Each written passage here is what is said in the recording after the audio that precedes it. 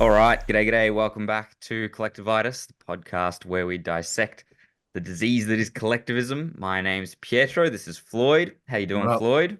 Yeah, I'm good. Yourself? I'm good.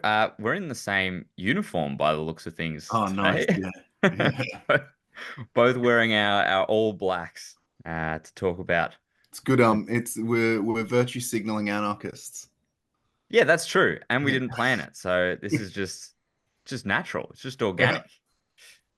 Well, our prayers came true. Our wishes came true. We asked last week for some bigger news to talk about, and my goodness, there's too much stuff to talk about again.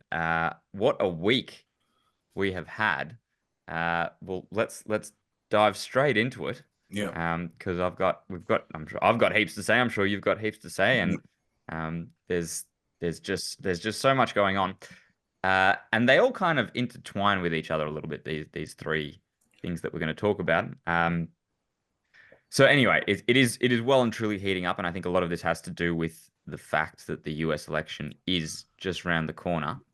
Uh, and the first thing that we really need to talk about is the Trump versus Biden presidential debate, which occurred, what is it, 2 days ago now. Did you get a chance to watch it?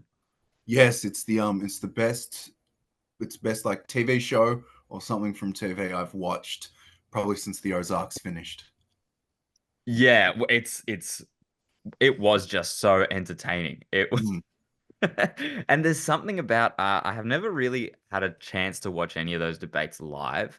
It just so Okay. happened that I was at work and I had a free lesson Mm. right as it happened, so I just chucked it on. And there's just something so thrilling about, oh my God, it's like anything could happen here.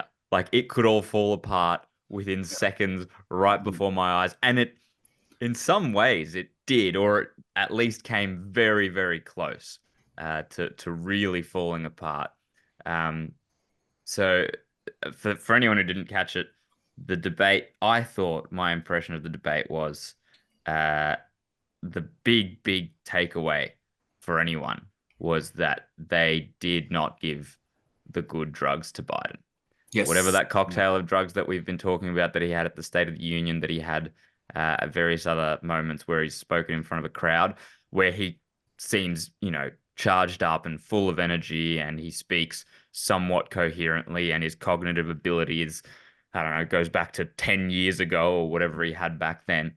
Whatever that cocktail is, they didn't give it to him this time. Is that what, did you think that as well? Yeah, I mean, he was nodding off at some points. I don't know if that was meant to be like his reaction, but yeah, he's nodding off, and it's like, guys, maybe you should have given him some like controlled release stuff or something, not just put it straight into his arm, or you guys are meant to be like the science. Like, should have gotten something better for that whole. I don't know how long was it? What, an hour? Yeah, it was about, I think maybe a little bit longer, an hour and a half, Yeah. I think, 90 minutes.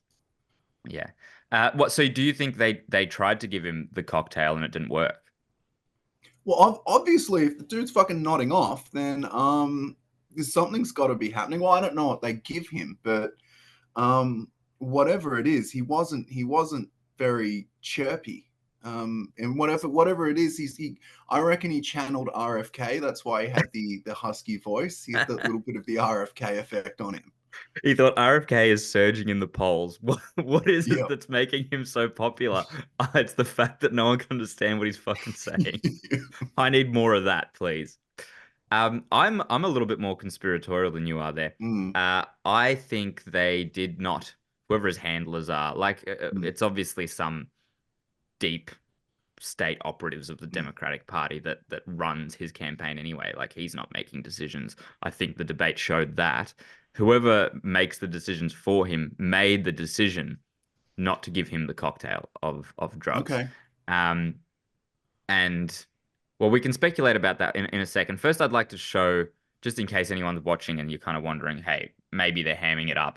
Was he really that bad? Are they just being detractors of Biden because they're always detractors of Biden? And, for the record, I didn't think Trump was super sharp either. I thought Trump fumbled several I chances to really dig the, you know, drill the nail in. I think Trump was the best he has been in a long time just because he held himself back. Like I'm thinking more for the sake of like the swing voter types and the whole MAGA type would be like, I'm sure us as people who watch it for entertainment rather than eat like, a commitment with it, would want to see him go a bit crazy. But I think he held himself back really well. He was very statesmanly. Well, more statesmanly than others. I wouldn't say very. Like I wouldn't compare him to like Rand Paul or Ron Paul or something. But yeah, I think he did a good job as far as like being the more reasonable one on the stage. Yeah, he did, and I think strategy-wise, he's obviously taken the lesson from 2020 or 2019, Yeah. whenever Mm. the debates were in 2019 last time. No, they weren't actually. The debates were in 2020 Yeah. because they had them during COVID. So sorry, I'm speaking out of turn. In 2020, last time they had the presidential debates, where Trump spoke over Biden the entire time, and he came across as just a bully, and Biden Mm. didn't have to talk. And so he essentially ran Mm. cover for the fact that Mm. Biden can't talk. And so clearly he's had 4 years to ruminate on this and 4 years to notice how Biden has gotten significantly worse.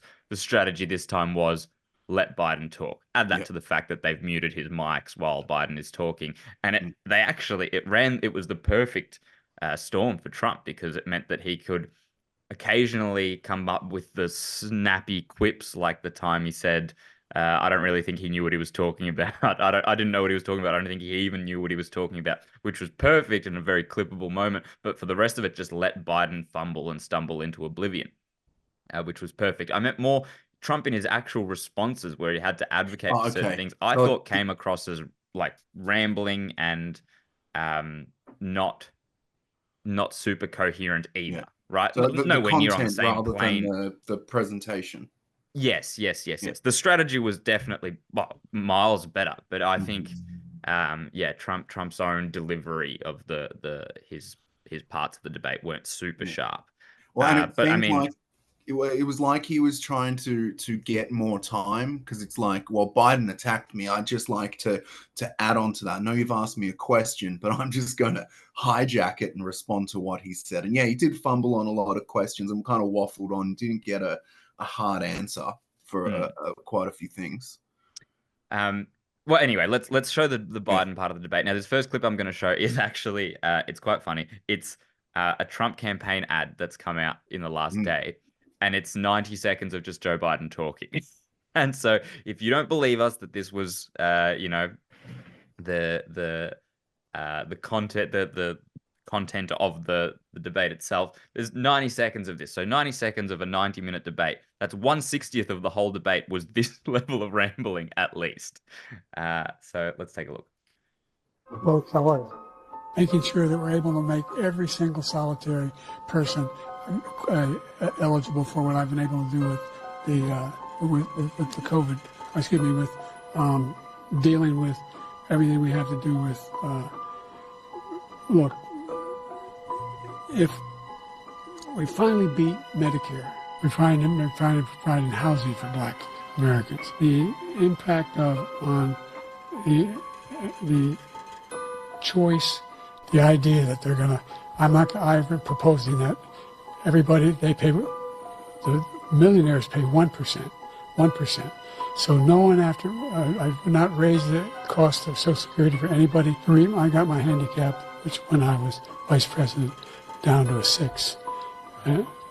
And wants to get away with, get rid of the ability of Medicare for the ability for us to be able to negotiate drug prices with the big pharma companies. What I'm going to do is fix the tax system. For example, we have 1,000 trillionaires in America. I mean, billionaires in America. No one was hurt. No one Israeli was accidentally killed, and it stopped. And I'm going to continue to move until we get the total ban on the total initiative relative to what we're going to do with more border patrol and more asylum officers.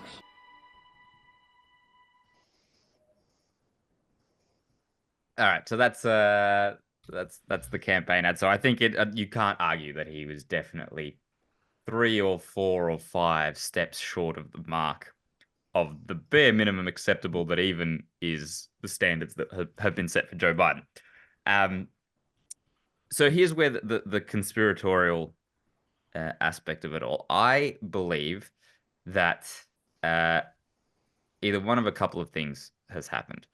I believe that either this was the point where the Democrats have gone, okay, it's the last chance we're going to get to get rid of him, and to get rid of him, he needs to be the one to pull out, right? It can't be, they can't just tell him he's off and then he goes off and complains to everyone that he actually still wants to be president, which he evidently still does, right? Like that's the number one thing that's obvious, is that he's not stepping down willingly. Whatever husk of a brain is left in there and husk of an ego is left in that shell of a man wants to be president. He's spent his whole life in politics. He wants his time in the spotlight at the top, no matter how limp that time is. So they need him to step down. Okay, sure. Biden, you want to be president? Go do the debate. You don't get the cocktail of drugs. Let's see if you can do it without this. And if you can do it without this, then you can be president. It's a win-win situation for the Democrats, because either he completely dies and shits the bed as he almost did, right? Like he stumbles and fumbles so much, but not quite. There's points where if he stumbled for 10 more seconds, it was like, okay, he's gone.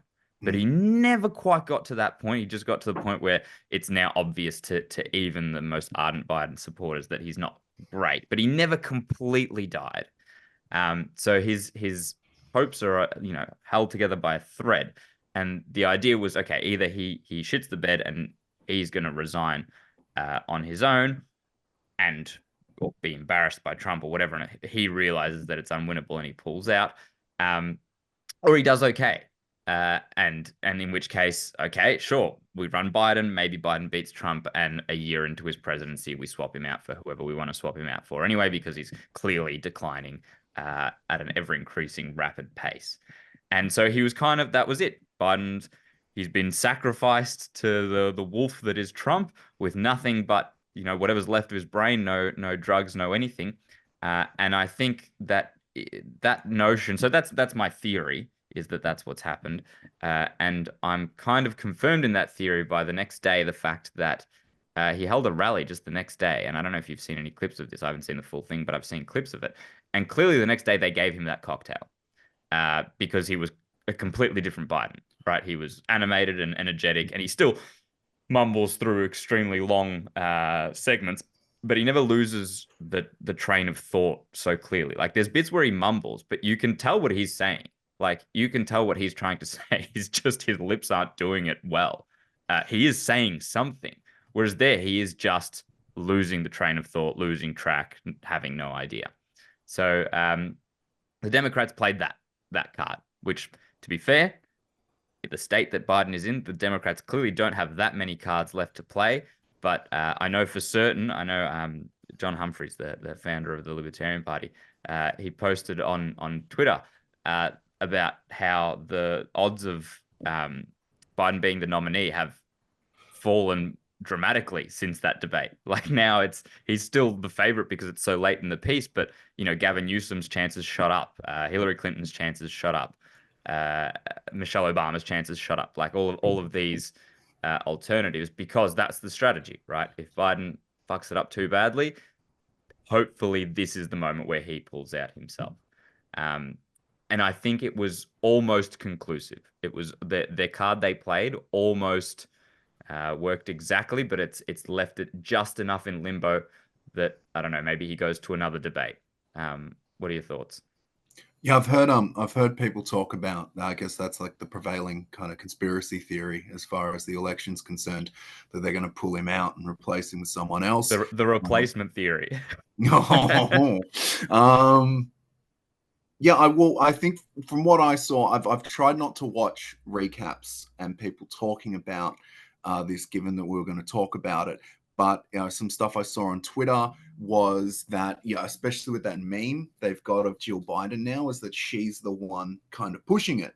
And so you've got to get past her if you want to replace him, because I guess she still wants to be first lady or whatever. And she does seem to be the handler behind him. But at that rally, I don't know if it was the same rally, but you see him kind of like retreat. I'd say there's some clips of it, and he kind of like retreats, and he's just like huddled up together, and he seems really out of it. He seems like, yeah, he might be having a bad time on that cocktail. You know, he's a bit off his face or something like that. But yeah, that could be plausible. I know Barack Obama put something out on Twitter that made him seem like he was still very supportive of Biden. So maybe it's just get him over the hurdle and then replace him. Then he just happens to die suddenly, or something like that. Or maybe he dies suddenly beforehand. I mean, who knows? I think it would look bad for the Democrats to go out and just replace him, as opposed to say something happening to him. Because that's right. They can't just replace him. I think that. I think you're 100% right in that. I think there's a lot to and that's the other thing is how do they play it now? Potentially, I think the fallout from this has been bad, but it's been mostly bad from the voices that were always going to be bad on this. Enough people have rallied to Biden, such as say Obama, such as say, you know, whoever the Democratic Party's Twitter page, and all the official sources have gone, yeah, he's still good. That was actually not as bad as you thought. You know, don't believe what your eyes and ears are telling you. Enough of that has rallied that it's not the knockout punch yet that they were maybe hoping for, or I don't know. But the other way they play it now is Biden had a cold. And I think Biden did have a cold. I think like the fact that we talked about his husky voice, that is not his usual voice, even at his worst, right? There was something different about that. And so do they play it now as Biden had a cold in the first debate, pump him up full of the drugs in the second debate and the third debate or however many they do, and then the first debate, he had a cold. What do you mean? Yeah, sure, he didn't have a great performance, but he had a cold. And look how well he did in the second and third one. So it's actually okay. And I think they could play that, right? That is still reasonable. From what I've seen, the polls are still actually quite tight between Trump and Trump. It's not a walkover by Trump. And I mean, there's so much margin for error in those things. And I know that Trump generally doesn't poll as well as he ends up performing. And there's all these other factors and election interference, as we hear increasingly about. But that's I think that's the other way they could play it. And I'm sort of split at the moment. I think they did try and half throw him under the bus or see if he could float by himself. And he mostly sank, but not enough to completely knock him out. I think there's also a lot of merit to what you said about Jill Biden. I didn't even know there was a meme about her being the one pushing it. It's a great meme. Just have a look. It's just her. She's pointing and she looks very aggressive on it. So anyway, keep your eyes open. Because I didn't even know about that. And the next clip I've got is a clip of Joe Biden, which I think is really funny, and we can just watch it and comment on it afterwards. But I think it does play into that idea almost exactly. Joe, you did such a great job. You answered every question. You knew all the facts. And let me ask the crowd, what did Trump do? Yes. So, that part where she's pointing, that's the meme. They've captured a frame of her face on it, and that's what it is. Okay, yeah, maybe I have seen that picture actually. Okay. That does ring a bell. So, how good is that? That's like. It's almost seems as if she's mocking him. It almost seems as if she's the harshest critic. I know that clip has gone around and a lot of people are getting a lot of enjoyment out of it. Well done, Joe. You answered every question. That's the standard now. The standard for Joe Biden to succeed is that he says that he makes some noise in response to whatever questions he's asked. You knew all the facts. It's demeaning as well. It's like she's a kindergarten teacher and is like spurring him on. Like, it's divorce the bitch, Joe. Like, come on. There is something so ghoulish about it, about the fact that he is so clearly just incapable and in decline and struggling, and the whole, like, he's a sick old man who is getting visibly worse, and he's being like propped up by this woman who's supposed to love him, and she is exploiting every last drop of fame and power and influence that she can get from him. She's willing to, parade him in front of crowds and be like, "You're doing so," and talk to him like he's a kindergarten child. Like, there's something so ghoulish and just gross about that. I mean, imagine, if when I get old, if I get paraded around by my partner to extract any last bit.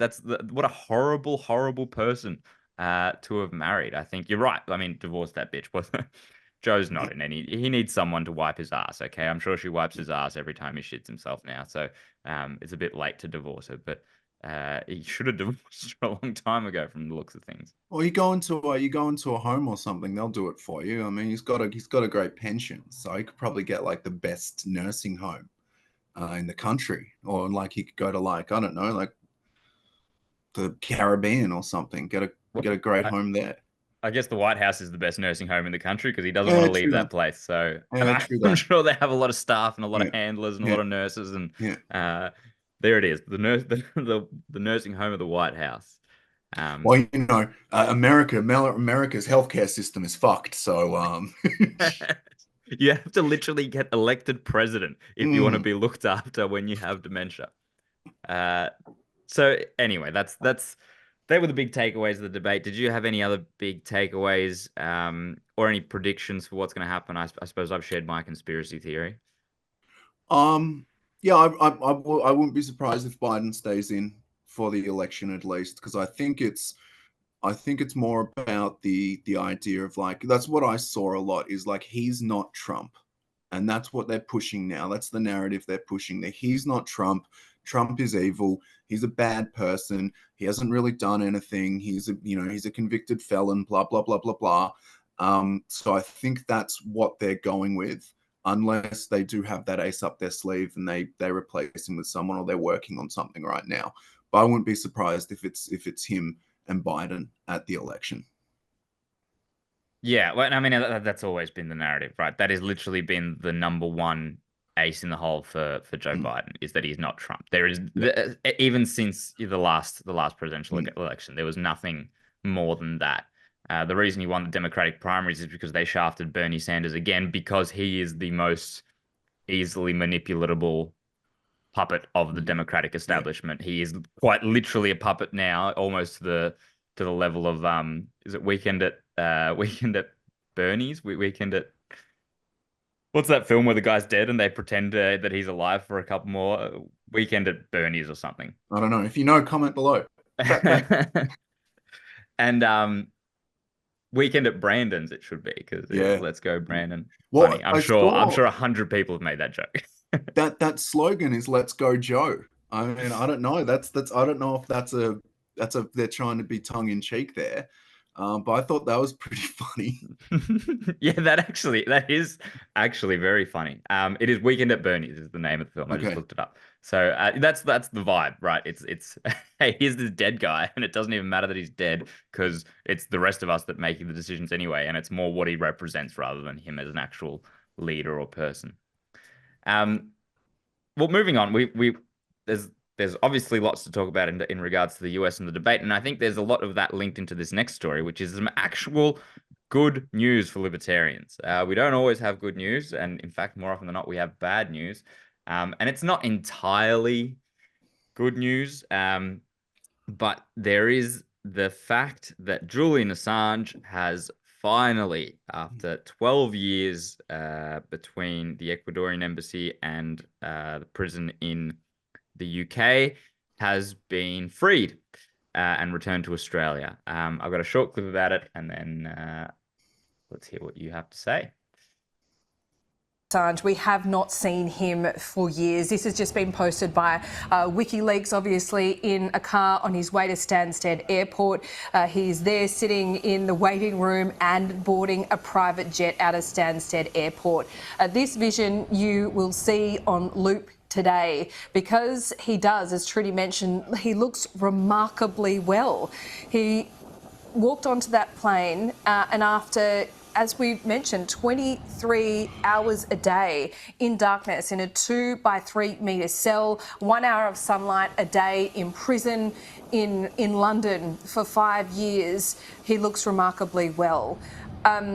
Of course, we only have these short pictures to go on. There will be, I'm sure, a road back for him in terms of his mental health and his health more broadly, but that is. First thing I noticed, I don't know if you noticed it, he's been in, solitary confinement for 5 years with 23 hours a day in darkness, which is just the most horrific thing you can imagine, right? We were talking about it when we first talked about the Assange thing. It's a fate worse than death for many people. Many people pick death over that, especially considering he had no idea it was going to be 5 years. It could have been the rest of his life for as far as he knew. And despite all of that, he climbs stairs about 20 times better than Joe Biden climbs stairs. That was my number one takeaway. What did you think? Yeah, I think it's great to see him out. Yeah, he looked quite good, and in high spirits. So yeah, I mean, at this stage, I just care about the fact that he's doing all right because he deserves a pension better than Jill and Joe Biden at this stage. He's done a lot more for exposing the deep state and how deep that goes. So good on you, Julian. I mean, he deserves anything more than Jill and Joe Biden deserve nothing. They deserve the death penalty for stealing and robbing from everyone, as does every major 23 hours in darkness with 1 hour of sunlight. That's what they a day. deserve. Joe Biden wouldn't mind. Joe Biden wouldn't mind some of that. Have a bit of a nap every day. He probably needs that much nap time in general anyway. But yeah, look, I think so the reason that it's kind of good news, kind of not good news, is that in the end, it was reported widely that Julian Assange's health was declining. That was part of the reason why they sped up the most recent plea deal, which I think was denied. But they didn't extradite him to the US, and then this, that, and the other. And in the end, he pled guilty to a felony charge for publishing US military secrets, and the punishment was time served. So the 62 months he'd already served in the UK prison in solitary confinement was seen as that was the sentence. So therefore you get to go. But he still pled guilty, and officially, he has accepted that he was guilty of a crime, and officially the US government is not on the hook for the horrific treatment. Neither is the UK government, neither is the Australian government for ignoring Assange for all the years that they did. Essentially, all the states of the world that conspired together to bring down Assange for exposing the war crimes that the US was committing, they all get off scot-free because of the way that this has gone through. So sure, great news that Assange is freed, and it is great news. It's great that he's not stuck in a prison. But the broader scope of the picture is the state wins again. The state gets exculpated for everything they've done, and Assange went against the state and lost, effectively. Yeah, they're in the right because he's done something wrong, as opposed to he's done something that all people should have done, or what's naturally a right thing to do. Yeah, and I found it funny. Michael Malice had a tweet saying that Assange is not a journalist because he exposed US military secrets and went against the state. And does that sound like the way that journalists act? and he's right. He's not a journalist by today's standards. By today's standards, journalists are especially part of the corporate press, the corporate system, the major journalists. They are so what's the word? So compromised. And I mean, we saw that during COVID. We see that every time there's something about any of the wars that are part of the state's overwhelming purview. One thing that I thought was interesting, this is, and I think there's some truth to this, and there's some merit to this. So, I've heard a few people speculate about this, and I do agree. The Libertarian Convention that we talked about a couple of weeks ago, in the US, the Libertarian Party's national convention, they had Trump speak, and Angela McArdle is the chair, and she was re-elected the chair, and she's great. And she was in a lot of talks with Trump's campaign and Trump himself, and she was the one that brought up the Ross Ulbright situation. And Ross Ulbright, obviously the Silk Road guy, who's a sweetheart of the libertarians, especially there. And Trump didn't even know who he was. And she essentially was the one that convinced him to agree to pardoning Albright on day one, which is what he committed to should he become president, and then was in talks with him about doing the same with Assange and Snowden, especially Assange, because Snowden's exiled, but in exile, but he's not with the in enemy prison as well. So he's living, yeah, because he's in Russia. But he's not in prison the way that, he's not in 23 hours of solitary confinement the way that Assange is. I don't think even Albright's in anything that bad. And Trump had been speaking about, he'd kind of been hinting at the fact that he would be freeing Assange. And, in all this time when the all of the media is talking about how Trump is a threat to democracy and a threat to the media, and how he wants to silence the journalists, you kind of can't be saying that about Trump while Assange is in prison for being a journalist, and Trump is saying he'll free Assange. That makes Trump look like the freedom fighter. And so there is speculation that because Angela McArdle convinced Trump to free Albright and Assange, that Biden freed Assange in order to kind of cut the legs off Trump having that promise. And so, in a roundabout way, and it does sound a lot like libertarians taking credit for things that maybe they didn't have all that much to do with, but I think there is a significant amount of input there, that the Libertarian Party in the US played a significant role in the eventual freeing of Assange, certainly a bigger role, I think, than the Australian government played. I don't know. Is that me being too optimistic? What do you think? Yeah, I think it's you being a little too optimistic.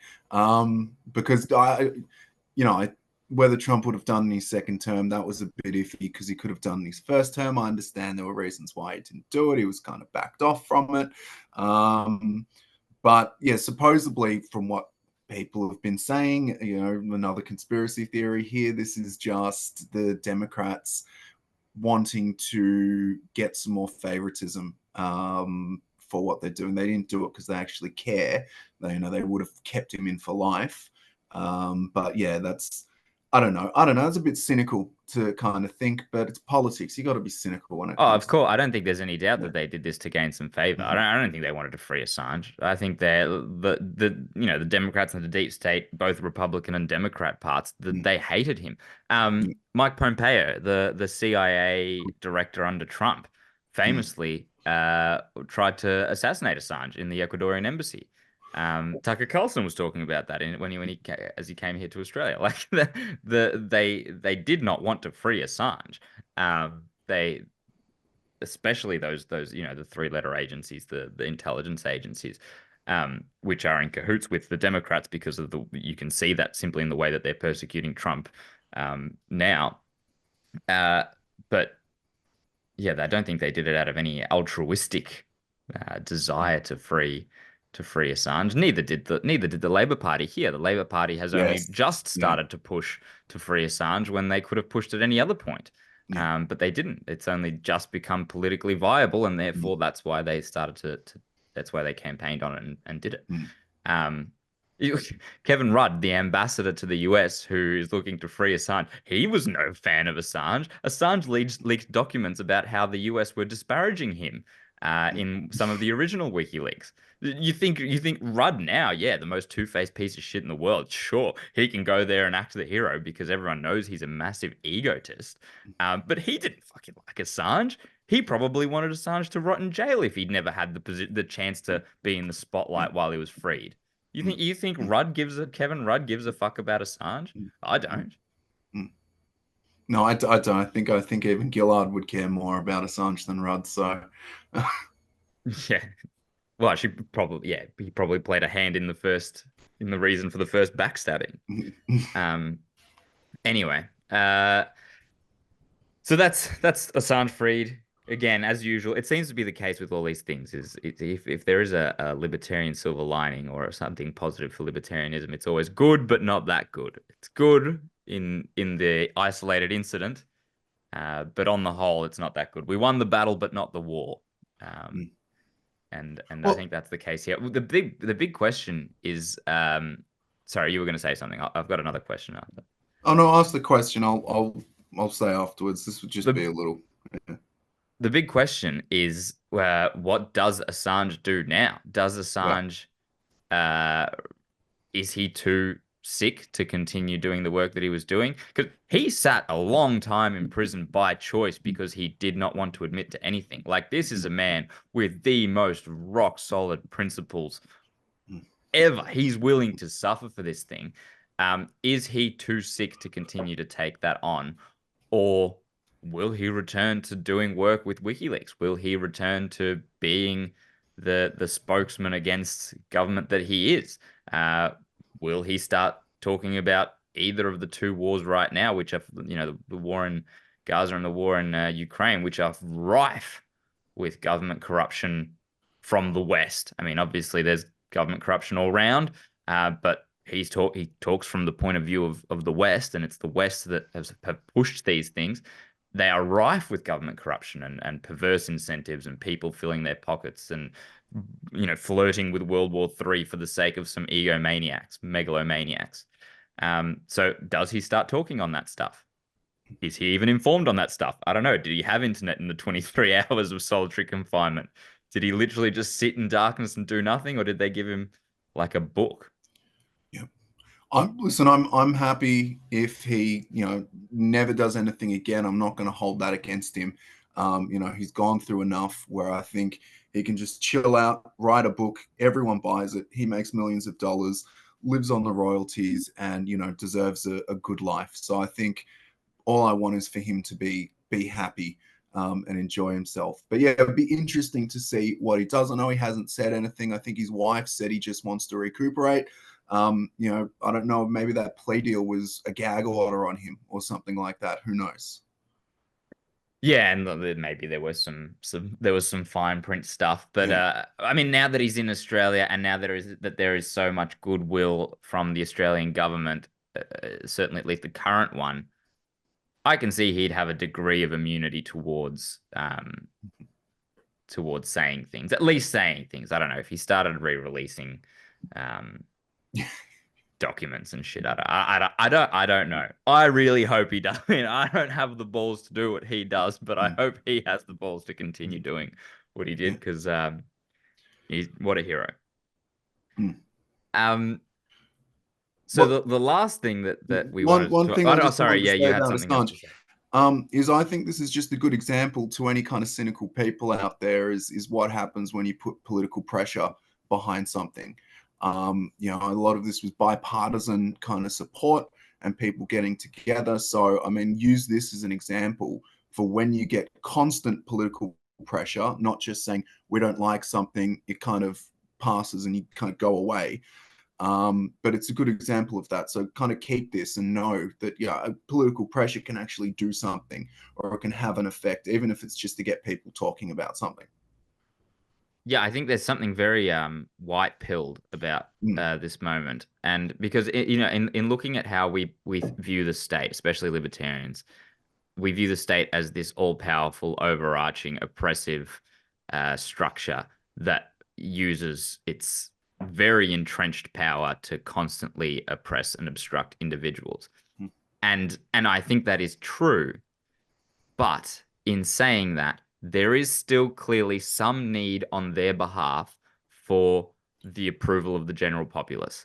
And we see that here when, even though the apparatus of the state absolutely wants someone who has revealed their secrets to rot in hell and die, but when there is such overwhelming public sentiment, they do still need the support of the people more. And so they were willing to sacrifice this and that. And I think the other example, I think, is the vaccine mandates and the vaccine passports and stuff.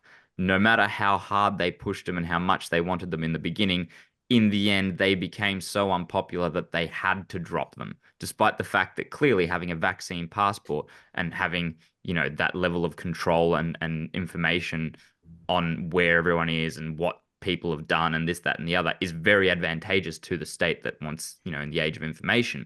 They couldn't do it because it was so unpopular. So when something is unpopular enough, the voice of the people does still have some say. It's nothing akin to what we pretend that say is, like, the idea that democracy is the voice of the people. Sure, it's the voice of the people for which one of two pieces of shit that both want to enlarge the state you want to have in power. That's not really the voice of the people. But in certain situations like this, it's not quite zero. The influence that we have is not quite zero. Yep. It's close, but it's not quite zero. There are some things that can happen. You concur? I concur. It's the third A. Agora, anarchy, action. So there you go. In our anarchist treads today, it's a bit of an anarchist episode. No step on Sneck. That's the represent. So the third thing to talk about was now I think it was Clive Palmer who invited Tucker Carlson to Australia. I think that was the collaboration. Okay. That no one saw coming. But Tucker Carlson has been in Australia and has been speaking at various locations to the sort of dissident right side of Australian politics. You're sort of vaguely libertarian / UAP / freedom / One Nation, all the ones who basically went against the vaccine mandates. I think that's the easiest way to coalesce and some of the based liberals as well. Yeah, well, and yes, and some of the based liberals went against the vaccine mandates. Like that's the truth of it. And to sell out crowds, from what I can tell, it's been extremely popular. He's been extremely popular, and one thing he did was he posted onto his Twitter about a 25 minutes long video of him responding to media questions. And the caption is something like, the state of the Australian media, or this is the meet the Australian media, I think it is what it was.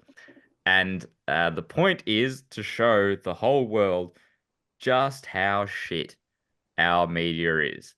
It's not as... he makes the comparison, like in the US, literally all the corporate media, they have ads from Pfizer running all the time. And this is Pfizer's way of essentially saying, hey, we're your biggest sponsor. You can't talk shit about us because otherwise you lose your biggest sponsor, like that sort of thing. Ours is more insidious. It's much smaller scale, I think, the way our media is corrupt and bullshit. A lot of it is plagued by this activist class, university student movement type thing. But it's just as shit, and it's just as full of lies. And it goes for about 5 minutes, the full segment at the end of his video, where he takes down one journalist in particular. Let's watch a short segment of it, at least the start.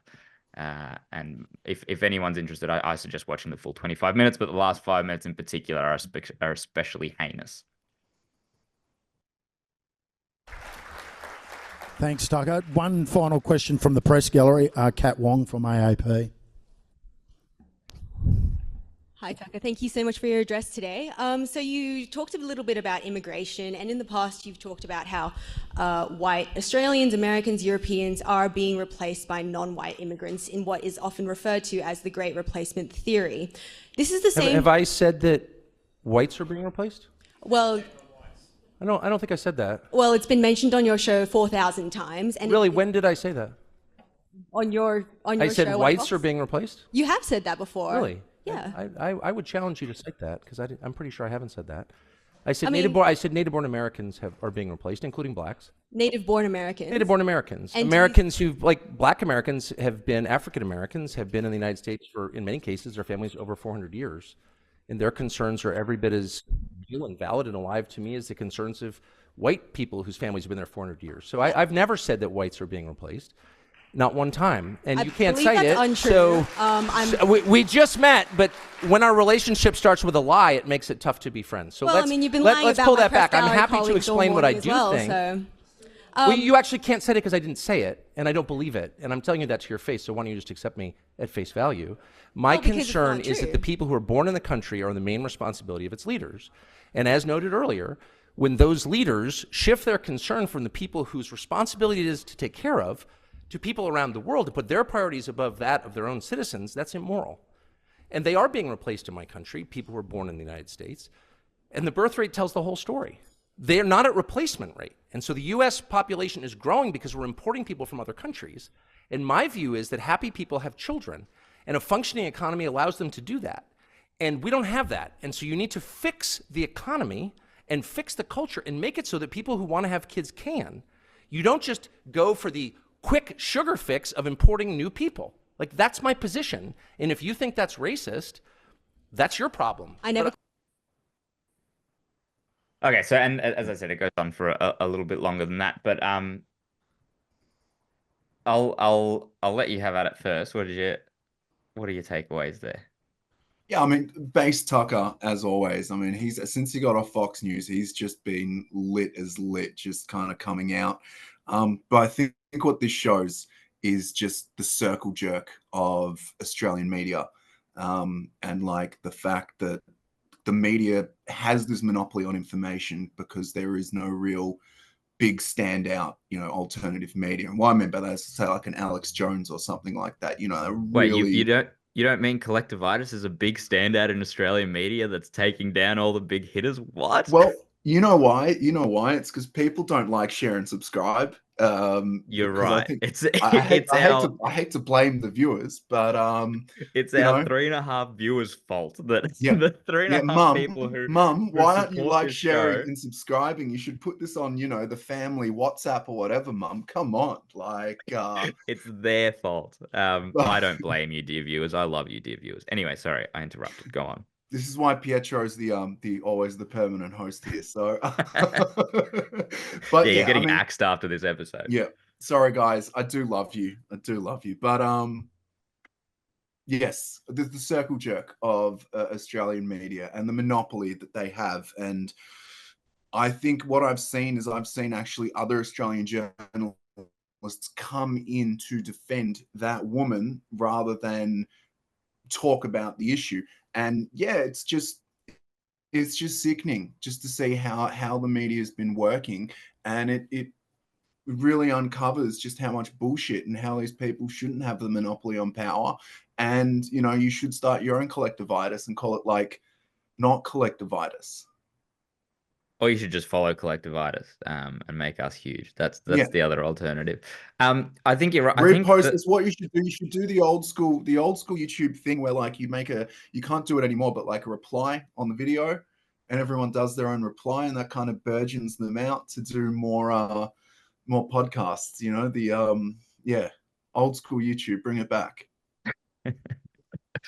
I think you're right. I think my takeaway is, I think it's the kind of the point that you're getting at, is that there is such a huge swath of the population, clearly, because there's such a huge support for Tucker coming here and saying the things he does. And even elected representatives like, Malcolm Roberts, Pauline Hanson, the good Liberals, Ralph Babbitt, David Limbrick, John Ruddick. I don't know. But that's what I mean. Like, there's this whole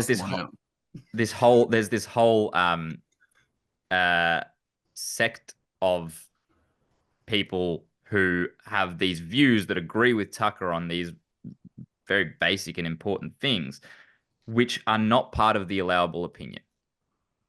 Despite the fact that it's a huge number of people who believe it, let's ignore for a second the fact whether it's true or not, which it is true, certainly in the US, and take into account, okay, there's this opinion, there's this opinion, there's this opinion, there's this opinion. There is such a huge sect of society that has this opinion, such a big sect that they can get elected representatives.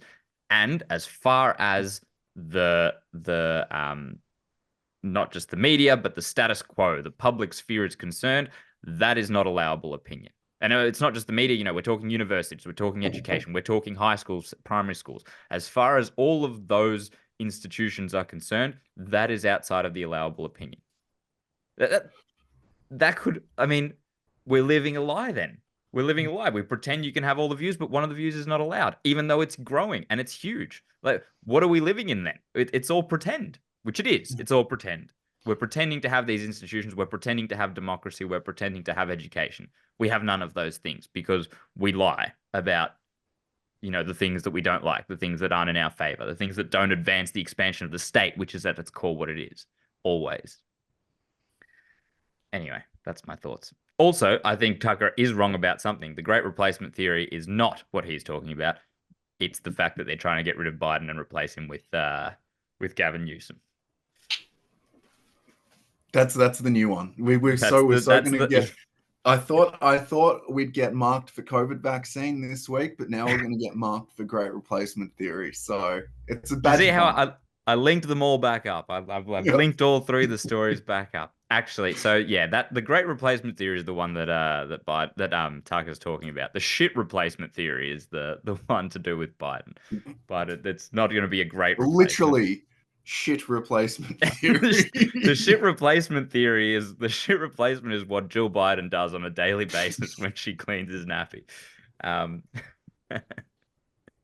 Anyway, and this is the cutting edge information and commentary that they don't want you to hear. That is why Collectivitis is suppressed, because of this cutting edge, sharp, incisive critique of global politics.